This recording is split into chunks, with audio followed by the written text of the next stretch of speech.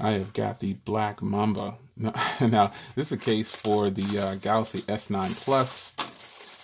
And this is a very nice case. Get a little thank you card there. The thing about when you're doing case reviews, you know, just like doing a speaker review, and I can only go on how I tell you how I think it feels, but this is really nice.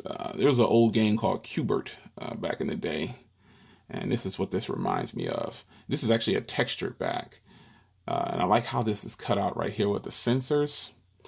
Buttons, the power button looks like it has a ridge to it, but it really doesn't. Excuse me, the Bixby button.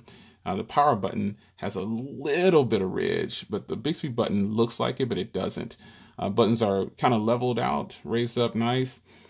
Definitely has lay on the table design, but I have a white stone dome on my phone, so all of these cases are case friendly with it.